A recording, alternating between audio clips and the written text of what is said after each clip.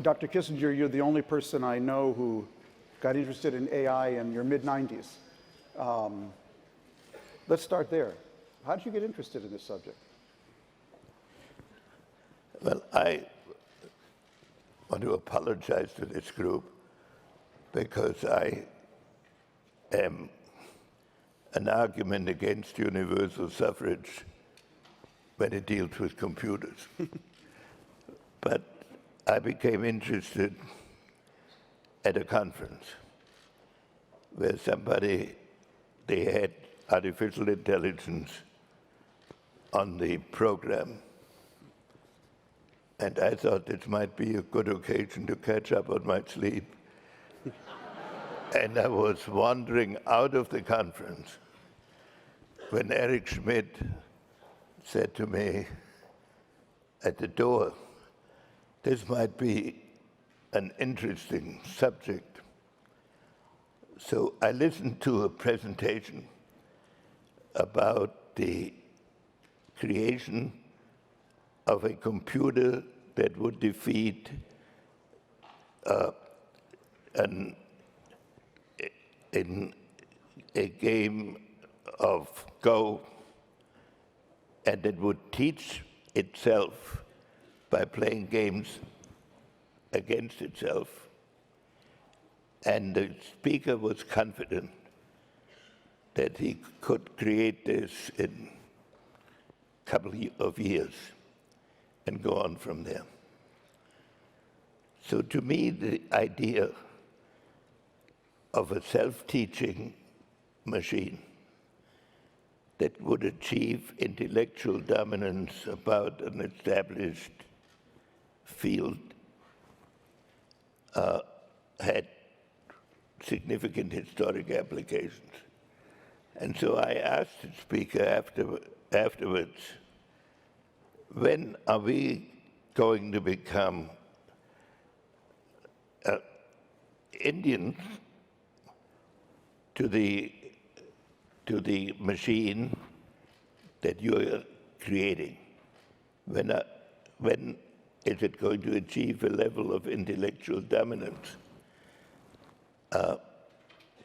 And I started reflecting on the issue. So I got in touch with Eric Schmidt and Dan Huttenlocker, and they started a series of conferences to which they invited me, in which the topic of the evolution of artificial intelligence was being discussed. And I gave a dinner. There was a conference for AI in New York. I invited 8 of their participants, plus 8 what I call civilians who knew nothing about AI, to see whether we could have an exchange. It was a total failure because I asked the AI people what they were at the edge of what discoveries they were. But they weren't very eager to say that in front of their colleagues, since they were aiming to follow Google. And the civilians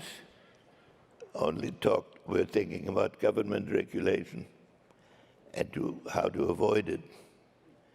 And I wasn't particularly interested in regulating it. I was interested in understanding it. So over a period of nearly 3 years now, Eric and Dan and I, together with people that we invite periodically, have been discussing aspects of the problem and its impact on the political world, on the evolution of strategy, and on the evolution of history, as we could discovered.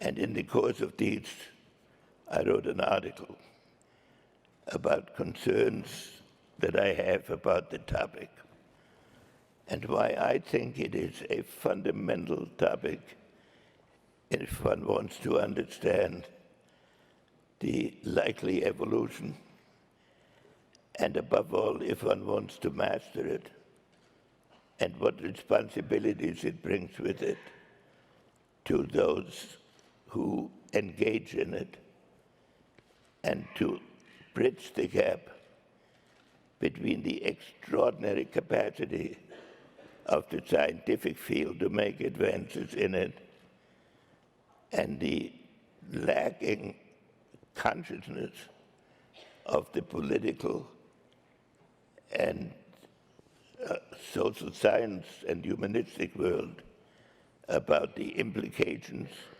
of what is changing possibly our history.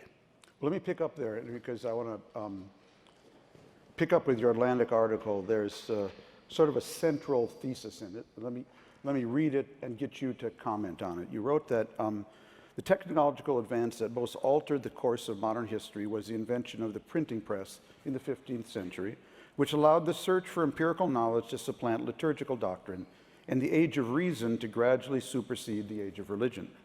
But this age of reason is now being challenged by an even more sweeping technological revolution, the birth of a world that relies on artificially intelligent machines powered by data and algorithms, but ungoverned by ethical or philosophical norms. I mean, what you're really asking there is, does the AI revolution presage a new enlightenment or a new dark age? We don't know. The capacities of artificial intelligence for suppressing free expressions and for guiding preferred thoughts are enormous. The necessity, however, of understanding these processes and bringing them into some relationship are equally, if not more enormous.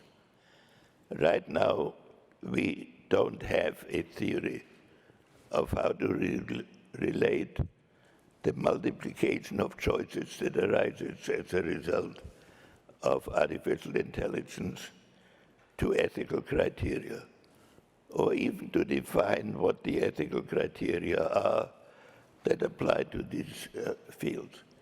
But at a moment when when most parts of the world are in upheaval, and when the direction of these upheavals it's a key issue, and of how to relate these various aspects to each other, it is imperative for artificial intelligence, if it plays any role in the process, as it will and must, to understand those questions. So we're here at one of the world's great research education institutions. We know how much the Enlightenment changed education. How do you think AI has to change education? Both the mix, essentially the mix of education between humanities, philosophy, technology. In the present world, the AI technical knowledge is far ahead of the political and social and other applications. I have a number of friends who are authors or historians, and when I meet with them, I tell them my concerns, and they don't really believe that AI is a fundamental shift in human consciousness. But I think it will be inevitable if one engages in intellectual exercises where the result of which is totally unexpected, which means that one has no criteria for their process, that the impact of AI will be of historic consequence. And we have to understand it first. How was it possible with the AlphaZero machine that by playing it, by permitting it to play with itself for 24 hours, to come up with a style of chess that has never been played before in the 1500 years of established chess? What was the thought process or the intellectual process that got there? And what are the implications? Because in every other respect, it was following the rules that had been established for the individual moves you could make. But the outcome was a game of chess that had not been seen before in human history. So we need to understand that process. Dr. Kissinger, if you were Secretary of State Kissinger today, would you have an assistant secretary for AI? That is, you spend so much of your time negotiating arms control to limit and control the spread of nuclear weapons. Do we need a arms control, an AI basically controlled agreement with Russia, with China? Do you see that? Is there a parallel there? Well, arms control was importantly an issue of numbers. The theory was, and it was basically correct, that if the two sides could limit the numbers and if they could share that information and if it was inspectable, and all of this was at that time possible, arms control negotiations might stabilize the situation. None of this applies to AI as it now exists, because the transparency that was essential for arms control would be very hard to establish, because it's my understanding that modern weapons now can be developed in a way that a transparent perception of it with the help of AI will be very difficult. The speed of cyber weapons would negate some of the control systems that had been established. In the period that I know, we used to think that as both sides learn more about each other's weapons, they can build restraint into their activities. But with AI, as it now stands, the other side's ignorance is one of your best weapons. So sharing information, it's going to be much more complicated. On the other hand, since it is also possible to multiply the types of weapons, the kind of information that needs to be shared must be carefully studied, but some criteria for it have to be established, or the world is inherently at the edge of an explosion, because with all the reduction in time and the increase in speed, preemption becomes an enormous temptation, complicated by the fact that you're not clear about what you want to preempt. All I'm trying to make clear is that when I was at Harvard, I spent a lot of time with MIT professors who were studying the problem of arms control. but almost all of the premises we developed then will be overturned by AI or will have to be modified. And I don't know any systematic work that is being done now. So when I listened to the previous discussion, there were so many fields just out of that particular question that would come to your mind. You know, what comes through, Henry, from your remarks and from the Atlantic essay is, I think we're at a unique intersection that our species has never stood at before. That is, in 1945, we entered a world where one country post-Hiroshima could kill all of us. I think it's not impossible to project out in the future a world where one person can kill all of us, but at the same time where all of us could actually fix everything. That these same powers actually are creating a world, yes, where one of us could do great harm to all of us, but where all of us could actually feed, house, clothe, educate, improve the health care of every person on the planet if we put our minds to it. And I would say that means we've never been more godlike as a species than we are today. But if each individual is going to be that godlike, then being grounded in norms and values, philosophical constructs, at a minimum, the simple golden rule is going to be essential. But we've actually never lived in a world where people embracing sustainable values that every single person has to do that. Well, up to now, the idealistic notion of world peace assumed that at some point there would be a world order which every country and human being would follow, and which is then implemented by some kind of universal consent. And it is an attractive theory. It has never been achieved because the cultural perceptions of some of the basic values that affect the issue of peace and the issue of cooperation have never been sufficiently harmonized, and because the world did not yet have a uniform political system. Now we have a world system that is sort of global, but it is composed of different cultural perceptions.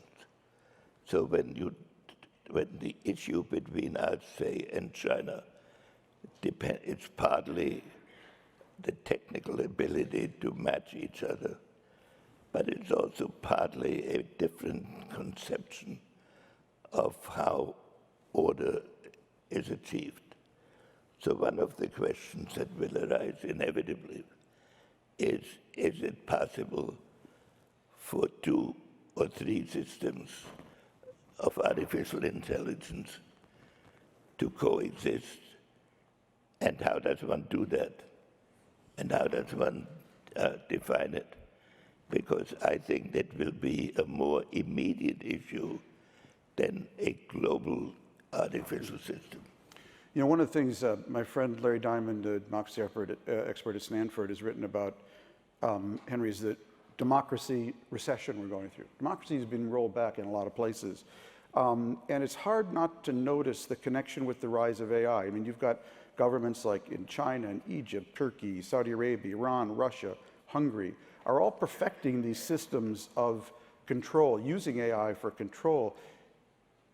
Is AI going to be the death of democracy?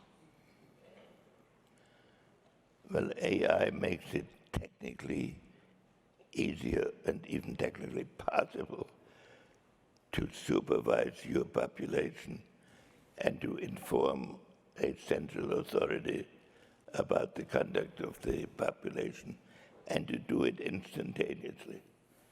So then AI permits a type of political campaigning which destroys or limits the idea that separate ideas are in conflict with each other by working towards a consensus idea that is mechanically easier to distribute.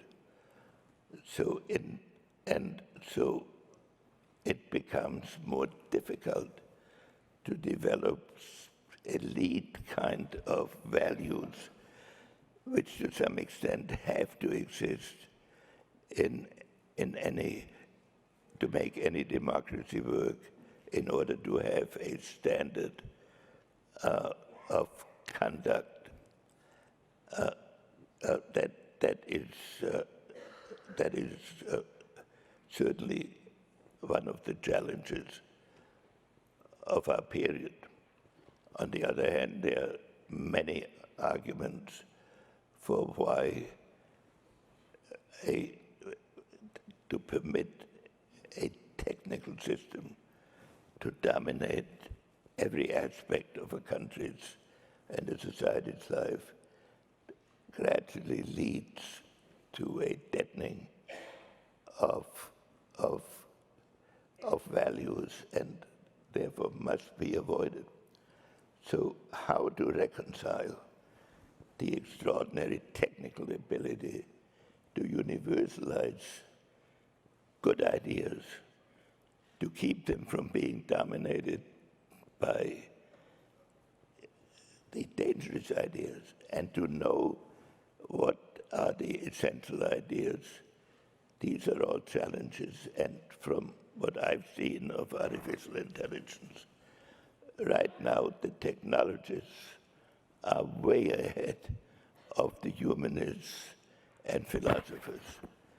And we have to find a way of closing this gap before, with the best intentions of the world, technology creates capabilities that cannot no longer be brought into a context with which humanity, as we in the West conceive it, can coexist. You know, some of the futurists who write about AI present us with a world where manual labor will not be necessary. Machines and robots will do all that, and we'll all be able to elevate and explore our, greatest, human attributes. But one of the things that's always struck me about that is actually manual labor, working with things, whether you're working in a factory or even as a journalist, working with the just raw reporting. That's where I get my best ideas. I think working with a product is where you see, hey, we could fork off there, we could do this better here. Looking at it from a historical perspective, what do you think would be the implications of a world where manual labor, at the scale we've known it, since the Industrial Revolution, really is completely diminished? Well, the shift in the type of labor from the countryside to the cities has already had a tremendous impact on revolutions. A problem that I have reflected upon without having a specific solution. If one looks at human history, the definition of the nature of reality has been one of the driving forces of philosophy, and after philosophy, science and other fields. That was the engine for the period of enlightenment. Now we have a set of upheavals that occur the opposite way, that before you have the philosophic conception of the age of reason, leading then to science based on experimentation. You have science developing tremendous capabilities without as yet having a philosophical framework within which to put them. And when that develops into yet another step, as you have in Alpha Zero, where you discover something that you had not expected and that you had not planned for. You may have a shift in the perception of the nature of reality, and that would then be a transformation of history that has, I would say, I don't know a previous example. So working in this field is a tremendous responsibility and a tremendous challenge to the perception of evolution, and it will probably have to be navigated by seeing whether more than one system can coexist, because the tendency may be otherwise to aim for a universal domination, which with the destructiveness of what can be done would be too dangerous. But these are reflections of an amateur who has taken his experiences in politics and his study of history and applied it to this extraordinary new development. And these are questions that I'm asking. They're not answers that I'm proposing. So to close, Henry, when you come back 10 years from now and give Raphael a report card for the School of Computing, what will constitute success, do you think, for this great new enterprise? I would like to see whether the people who are exploring the next state, the next future, have got a better grip than now exists on the nature of the conceptions that artificial intelligence produces. I'm told that self-driving cars, for example, when they stop at a traffic light, edge forward with the other cars to see whether they beat the traffic. But where did they learn that? It's not in their system. So what are these machines learning that they don't tell us because they don't communicate? We have to study what they're doing to see what the process is. Then I would like to see whether it has been possible to develop some concepts that are comparable to the arms control concepts in which I was involved, say, 50 years ago, which were not always successful, but the theory was quite explicable. We don't have that yet. And so in all of the fields of exploration, or in most of the fields, I would be very interested to see whether the enterprises or the institutions that are fostering them are not just solving the problem that got them interested, but are studying the implications and have made some progress in the implications that will determine our future and the future of the world. Raphael, you have your homework. Thank you very much.